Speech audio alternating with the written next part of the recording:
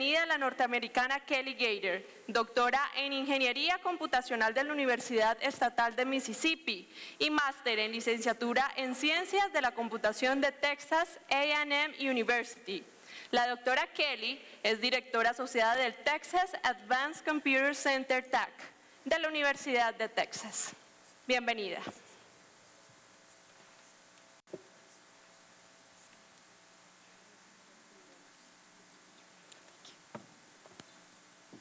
First, let me begin by thanking you so much for inviting me. I want to thank the organizers. A los organizadores por invitarme. Estaba muy emocionada de venir acá y traje a mi hijo también, que tiene 15 años, y vamos a hacer lo posible para sumergirnos en la cultura de Colombia. Vengo de la Universidad de Texas en Austin, en el Centro de Computación Avanzada, y tengo que decirles una historia sorprendente. La última vez que fui a cenar, el mesero nos preguntó si él habla español. Entonces les preguntaba que nos dimos que de Austin, Texas, y el mesero dijo: ustedes son de Yija, la tierra de los vaqueros. Eso fue lo que dijo el mesero. Yo le dije: no tanto, pero bueno. Yo no soy vaquera y no conozco caballos, pero soy de Texas. Pero de lo que quiero hablar hoy es un poco del trabajo que estamos haciendo en el centro sobre visualización científica, y lo que voy a hacer es mostrarles un poco de la historia y mostrarles un poco las decisiones que hemos hecho a través de los años. Vamos a comenzar dándoles un poquito de historia del centro y les voy a hablar de lo que es la visualización y lo que no es. Y luego les voy a hablar del hecho de que lo hemos estado haciendo durante muchísimos años, miles de años, solo con herramientas diferentes. El centro que queda en Texas se llama Computación Avanzada en vez de Supercomputación. Uno es porque nuestro director reconoció que se hace computación en todos los aspectos, desde el origen de la información hasta la generación de las imágenes y el análisis. Entonces él quería un centro que hiciera esto, lo que él llama computación avanzada, pero nuestra misión es permitir el descubrimiento de ciencias avanzadas y la aplicación de estas tecnologías. Hace 12 años que trabajo allá, en septiembre. Fue la empleada número 13, entonces me llaman el número de la suerte, por ser el 13. En San Diego tenemos 129 empleados de tiempo completo y 25 estudiantes. Y aquellos que tienen, es muy bien para una institución americana de este perfil. Para el grupo de visualización de TAC, tuvimos un grupo que suministra recursos y apoyo a los usuarios, a la comunidad. Y les voy a hablar un poquito de esto, pero sobre todo en el panel vamos a hablar de esto más adelante. Los casos de estudio que hemos trabajado durante varios años, y también tenemos herramientas y técnicas y trabajamos en investigación, porque si uno solo piensa en el hoy, el mañana no va a tener usted qué hacer. Entonces hay que pensar en el hoy, en el presente y también en el futuro, ya sea 2, 3 o 4 años en el futuro. Entonces vamos a hablar un poquito del desarrollo de investigación que hemos hecho, y todo esto ha sido respuesta a nuestros usuarios, o lo que ellos han pedido. También reconocemos que, sobre todo en los Estados Unidos, en las instituciones de los Estados Unidos, no estamos haciendo un trabajo fantástico de entrenar a la siguiente generación en ciencia de computación. Entonces, nosotros nos hemos dado la tarea de trabajar en esto, de enseñarles cómo hacerlo. No solo la teoría es muy importante obviamente, pero también cómo completar las tareas. En el grupo de visualización tenemos 11 personas que trabajan tiempo completo, 2 estudiantes de pregrado, 3 estudiantes de pregrado, y durante los últimos 12 años me han preguntado de cómo hemos podido crecer. Y simplemente hemos crecido muy lentamente. Tenemos estudiantes, los entrenamos y luego dejamos que estén ahí con nosotros. Entonces ustedes pueden entrar al grupo, pero nunca se puede ir. Las áreas de experiencia han sido visualización científica, es GPU, clusters, display styled y interfaces de usuarios. Vamos a hablar principalmente de los dos grupos que tenemos en este grupo. Uno es tecnología de visualización y escalada, que es un área que crece mucho y debemos tener la capacidad de responder a este problema. Y eso tiene que ver con la información. Entonces, con la tecnología ha madurado más y ahorita podemos hacer gestión de análisis de data y todo lo demás. Pero tenemos un laboratorio de 29,000 pies cuadrados en el campus de Austin y trabajamos con interfaces y aplicaciones. Entonces es muy bueno tener todos los juguetes, como así lo decimos, pero la gente no los puede utilizar de manera efectivamente y no lo han hecho correctamente. Entonces voy a volverme un poquito y sobre todo cuando la audiencia no son investigadores de visualización, quiero hablarles un poquito a ustedes de lo que es la visualización y lo que significa en realidad. De pronto en los 60s se definió la visualización, que es visionar la información y es para el propósito de descubrir. Entonces ustedes han visto la visualización de una u otra forma todos los días de su vida. Mapas, todas las cosas que miramos, las fotos que vemos, que nos dan información, eso es visualización. Cómo se comunica es lo importante. Entonces, actualizamos la definición y decimos que es cualquier técnica para crear imágenes aparte de información para que la gente las entienda. Entonces, ¿cuántos de ustedes reconocen esta foto? Esta película, hace muchos años salió que Monsters, Inc. Alguien con niños chicos sabe a qué nos referimos. De pronto la han visto unas 100 o 200 veces. Entonces, estos son gráficos de computadora y se trata del proceso de tomar geometría, triángulos y puntos y crear fotos. Difference with visualization. Pero aquí está la diferencia con la visualización. Los gráficos de computadora no tienen que ofrecer leyes físicas. Por ejemplo, no vemos monstruos azules en la calle, ¿cierto? Pero la visualización sí. Comenzamos con información y obedecemos las leyes de la física o la ciencia que se aplique para generar esta información y luego de ahí partimos. Y nuestro propósito no necesariamente es entretener, sino informar.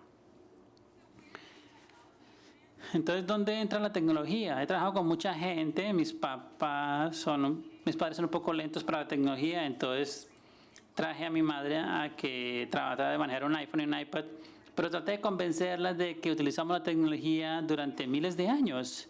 Lo único que ha cambiado es el tipo de tecnología que utilizamos, ¿cierto? Entonces, cuando le dije que esto lo estamos haciendo durante miles de años, cuando hacíamos dibujos como niños, estábamos haciendo esto, visualización. Utilizamos crayones, lápices de colores, etc. Vamos a ver unos ejemplos de visualización durante todos los años.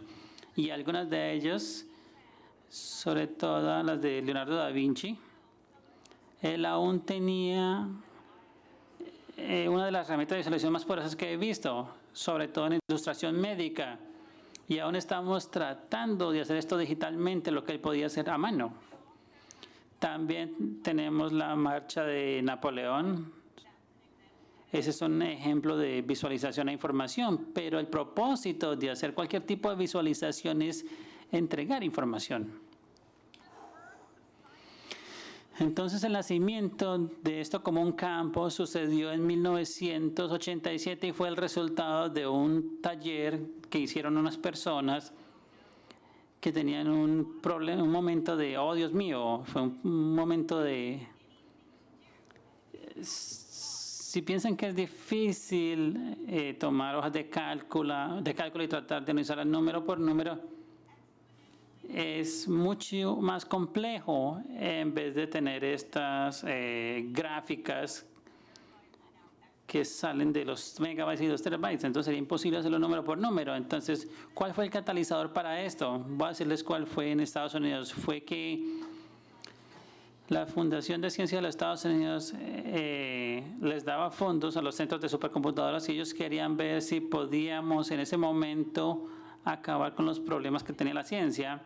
Y resultó que los científicos son muy adaptables. Usted les da un problema, les da las herramientas correctas y ellos lo resuelven. Ellos generaron mucha información en ese momento y en ese momento no teníamos forma de responder a ella. Entonces, ni siquiera podemos verificar en ese momento si los cálculos eran correctos o no, a menos que lo hiciéramos numéricamente.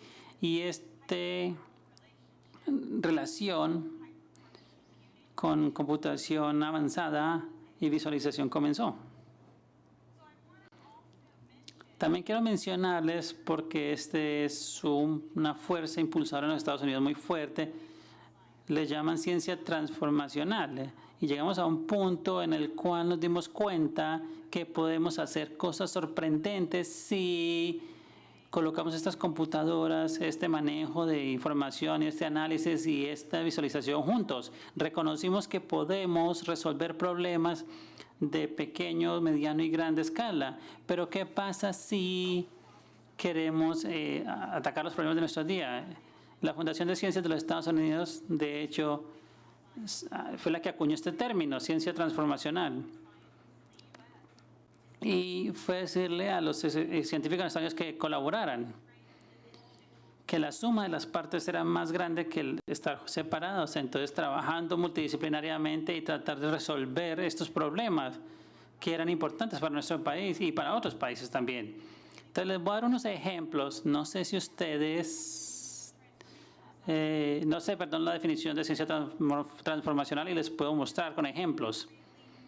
Son problemas que ponen o colocan o juntan a personas de diferentes áreas a tratar de resolverlos. Entonces, en Texas, los huracanes son un gran problema en cada verano.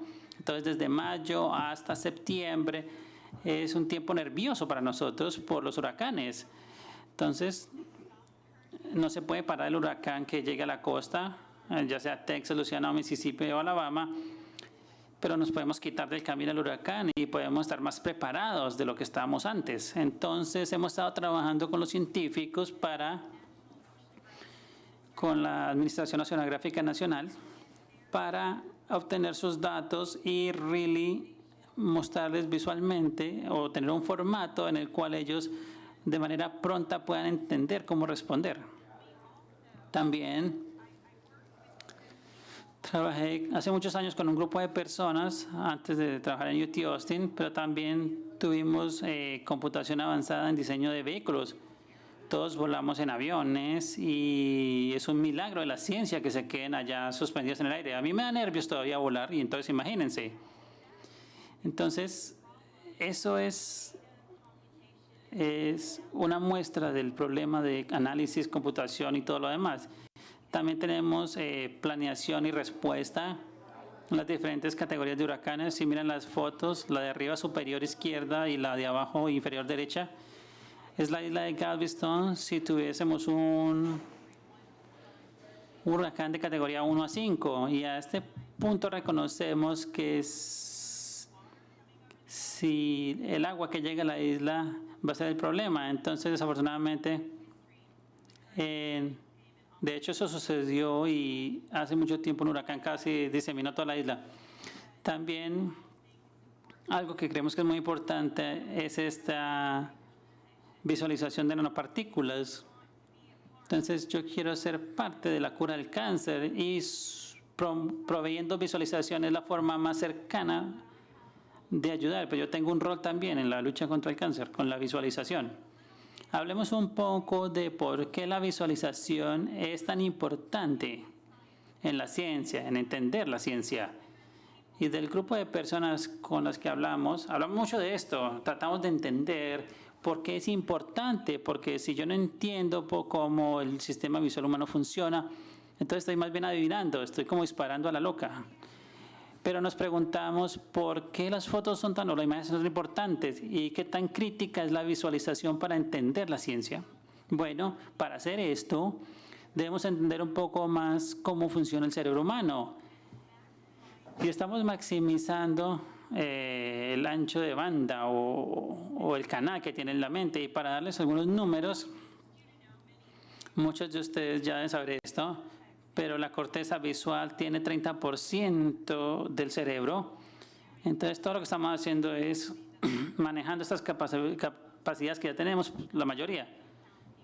Esto no tiene en cuenta, obviamente, la gente que es ciega o gente que no puede ver en colores, pero para la mayoría, si usted tiene un sistema visual que funciona correctamente, es el canal más largo, más grande que hay en su cerebro, es el más efectivo, por ahí me puedo comunicar de manera más efectivamente, ya sea ciencia o información a su cerebro, y todo lo que estoy tratando de hacer es minimizar el camino entre ciencia y visión. Y también es interesante saber que comparado el toque o el tacto solo tiene 8% y la escucha o escuchar es 3%. Claro que en el caso de mi esposo solamente era 1%, pero bueno, eso es otra cosa. Entonces podemos utilizar la visualización para descubrir conocimiento y juntarlo con lo que hacemos y por qué hacemos lo que hacemos. Y se vuelve aparente que la visualización y el análisis es la única forma o la forma más corta y sencilla de descubrir este conocimiento.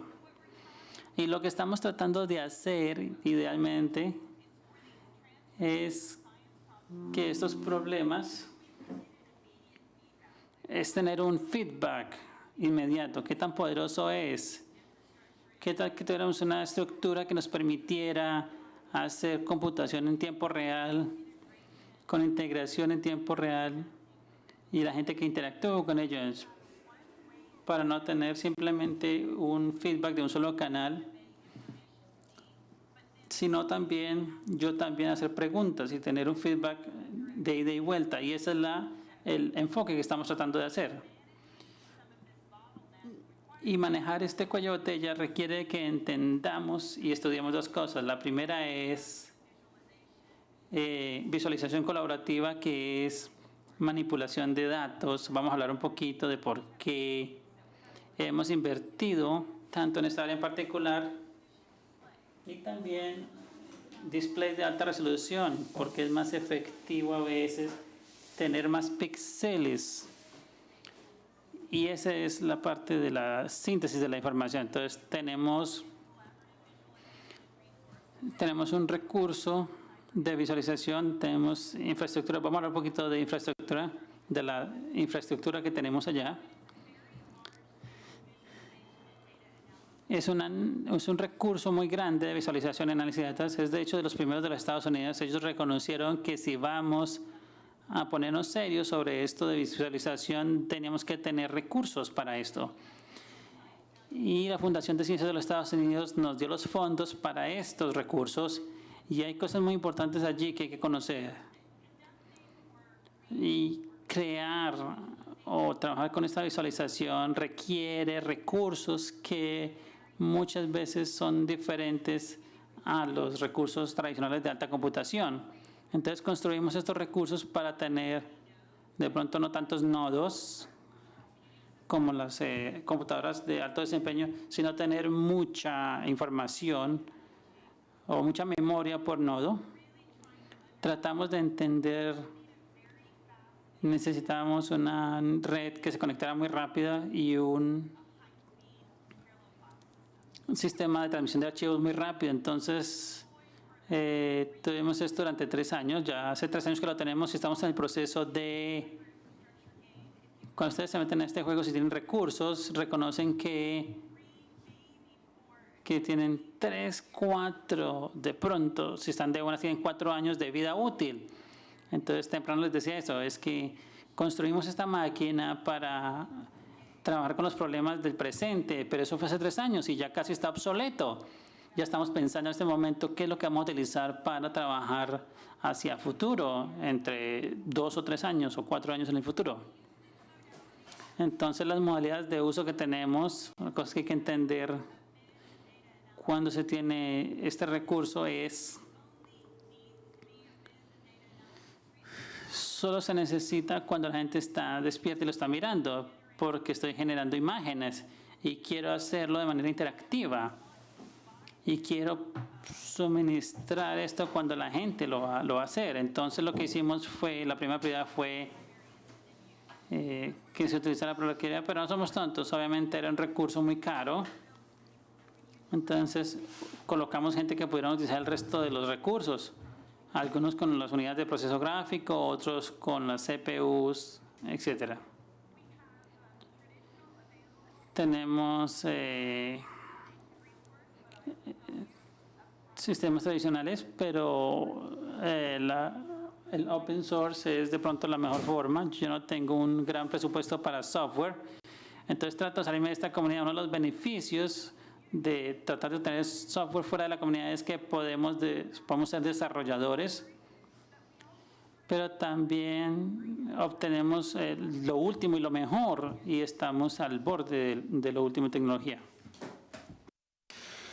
También entendemos que cuando tenemos estos recursos a gran escala, para lo que inicialmente se creó para la ciencia computacional y los científicos de ciencia computacional, tal vez se veía más como dinámicos o cosmólogos, comenzamos a ver un grupo de personas de la bioinformática, de las humanidades, y ellos no estaban dispuestos a soportar algunas de las barreras para poder entrar, que normalmente los científicos computacionales estaban dispuestos a soportar. En otras palabras, ellos querían algo que se viese más como un web browser, una interfase de web browser normal, y querían que construyéramos algo para poder eliminar muchas de las complejidades. Y tengo que decir que eso probablemente ha sido una de las cosas más exitosas que hemos obtenido este proyecto, y desarrollamos algo que se llama el portal de Longhorn de visualización, que hemos extendido a otras máquinas para que ustedes tengan un browser que ni siquiera saben, tiene que saber mucho sobre la máquina que está manejando el browser,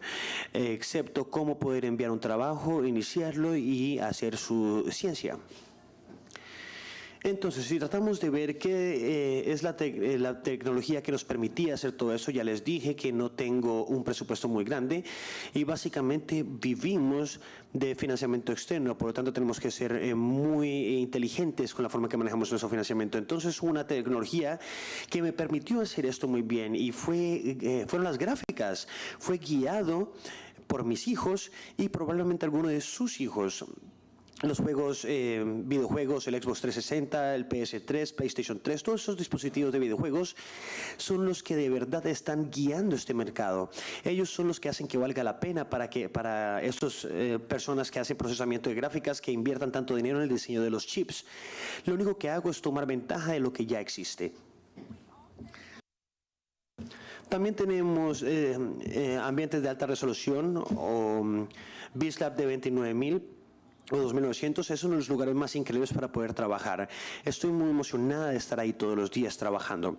Pero voy a explicaros mejor esto. Hay una cosa que yo debería de notar o aclarar, es que hay un número de ambientes aquí, porque no creo que ustedes puedan construir una sola cosa y que sirva para todos los propósitos. Yo no creo que eso sea posible.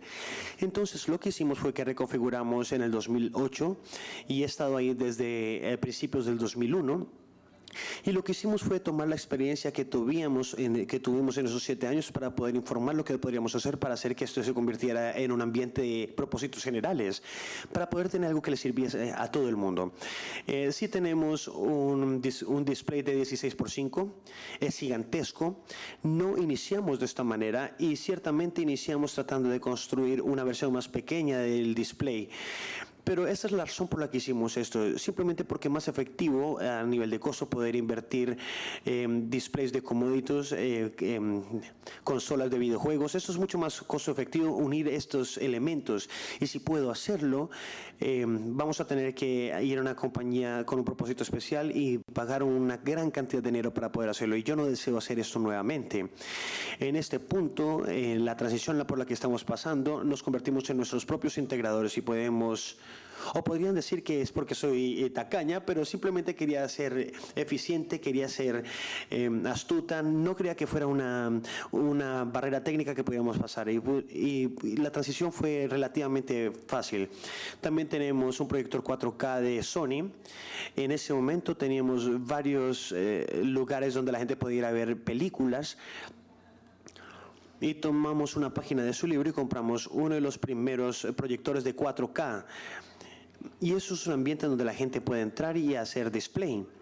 Por lo tanto, grupos de alto formato, cuando querían hacer una presentación de PowerPoint o cuando querían mostrar películas, también tenemos personas que hacen disertación ahí.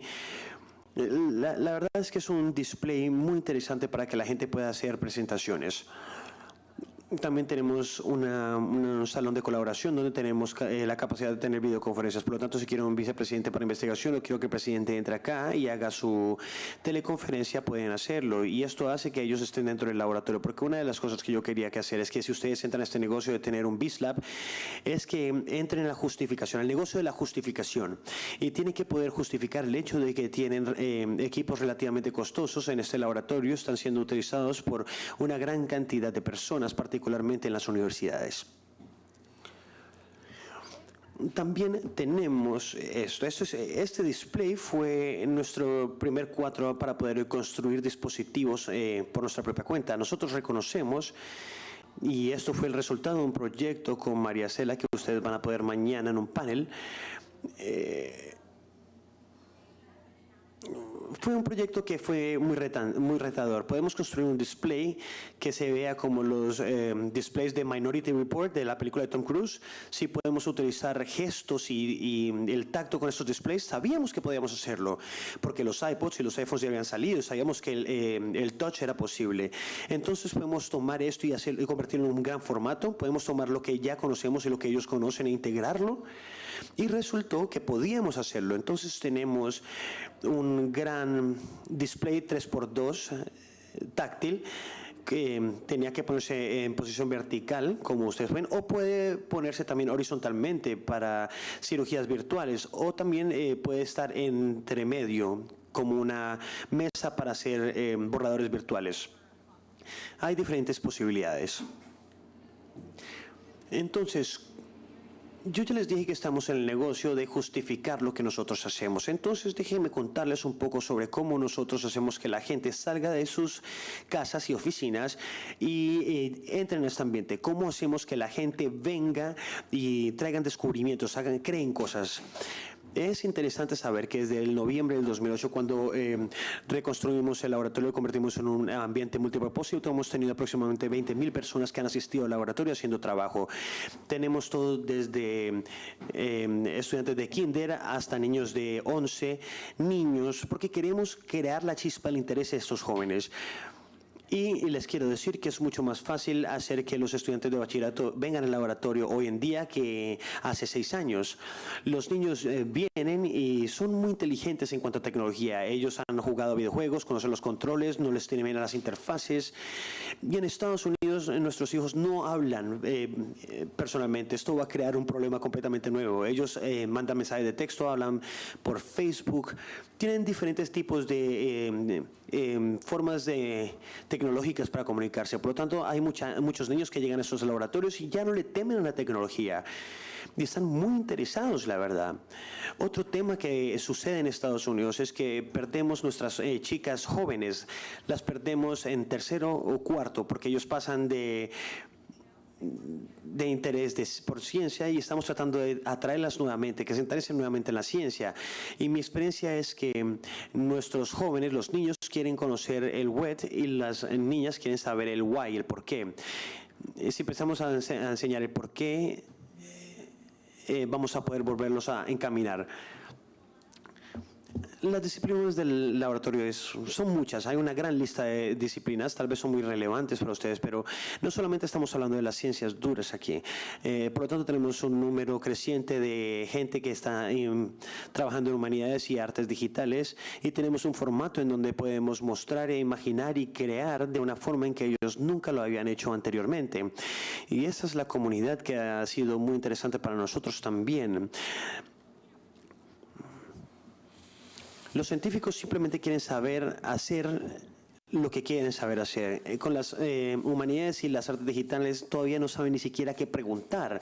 Por lo tanto, es un proceso de construir una relación de confianza, hacer que se conozcan, saber un poco más sobre su trabajo y después tratar de ayudarles a que formulen las preguntas que quieren ser respondidas. Si vemos la demografía, si ustedes se concentran en el alcance, que sería hacer que los niños vinieran, la investigación y la ciencia, esto representa un 40% de investigación, un porcentaje muy pequeño de alcance, un 10%. Y eso es un cambio muy grande de lo que sucedía anteriormente, donde tenemos un ambiente de un solo propósito. Solía ser un alcance de un 80% y un 20% de ciencia. Y eso es un cambio muy positivo. Eso lo que significa es que estamos comenzando a responder a algunas de las necesidades que nuestros científicos tienen. Y también si vemos esto por diferentes disciplinas científicas, las ciencias naturales, por ejemplo, que nuestra universidad incluye a ciencias computacionales, está dentro de ese pedazo del pastel del 30% al 25% es humanidades. Y esto es una población que está creciendo mucho, los usuarios que están creciendo, y el 20% restante sería... Perdón, el morado sería las ciencias computacionales y el 20% sería las ciencias de ingeniería también. Por lo tanto, el ingeniero mecánico, ingeniería aeroespacial, ellos estarían en esa parte del pastel. Cuando yo llegué por primera vez aquí, las ciencias de ingeniería, estas eran las que dominaban por mucho la investigación. ¿Cuál es la tecnología que nos permitió hacer esto? No tenemos un presupuesto muy grande, pero ¿qué fue lo que nos permitió? ¿Cuál fue la tecnología que nos permitió hacer esto? Bueno, para nosotros fue el hecho que los displays, las páginas, los paneles LCD y los teatros en casa permitieron que esos proyectores llegaran a un precio razonable. Por lo tanto, la gente está construyendo teatros en casa que hasta cierto punto son mejores que los que tenemos en el laboratorio. Parece extremadamente raro, pero eso es muy bueno. Ellos están reduciendo los precios en el mercado y yo estoy ahí para tomar ventaja de estos precios. ¿Cuáles son los retos para un VisLab como este? Y eso es algo que nos preocupa mucho. Y es algo que cualquier persona que entre a este negocio va a tener, la va a preocupar mucho. Si ponen atención a esas 4 áreas, yo creo que no van a tener ningún error. Lo primero es la complejidad. Lo primero que queremos hacer es hacer que sea lo más sencillo posible, que la gente pueda entrar al laboratorio y utilizarlo. Cuando yo llegué por primera vez a este salón, se veía como algo muy intimidante. Yo soy una persona que está muy relacionada con la tecnología. Entonces tenemos la parte central, tenemos todo esto, y en nuestro VisLab, cuando la gente entra, ellos sienten lo mismo que yo sentí la primera vez que yo entré. Ven todas esas imágenes bonitas en las pantallas, ven todos los equipos y les da mucho miedo tocar estos dispositivos. Por lo tanto, lo que tratamos de hacer es que tratamos de hacer que sea lo más sencillo posible. Es como entrar con un dispositivo móvil, porque toda la gente puede entender cómo funciona un dispositivo móvil. Ustedes pueden entrar con un iPad y pueden manejar cualquier sistema con esto. Y eso es una de las cosas que hemos tratado de hacer. La interacción tiene que ser muy utilizable. Tiene que ser muy fácil de utilizar. Yo tomé un curso de computación hace muchos años que decía que tienes aproximadamente 10 segundos y si pierdes a las personas en esos 10 primeros segundos, si es muy difícil que ellos entiendan, no van a volver a regresar. Entonces tenemos que tomar esto y aplicarlo. También decimos que se fijen en el ambiente. Normalmente vemos los VisLabs como una conglomeración de displays individuales. En vez de tomar ventaja del hecho de que tenemos 2.900 pies cuadrados en un campus, y esto es mejor que el oro, porque el espacio es un mejor commodity que el oro. Y para lidiar con algunos de estos temas hemos desarrollado diferentes software y hemos sacado esto al open source y creamos un clúster de displays que toma esos displays y los hacen que se vean como un desktop, como un PC. Quiero que la gente pueda entrar y que tomen su iPad, su laptop, se conecten y pueden hacer lo que quieran hacer, justo como si estuviesen trabajando en su laptop o en sus hogares. También hemos desarrollado algo que se llama la edición de clúster, que se llama la mayor cantidad de píxeles jamás posible.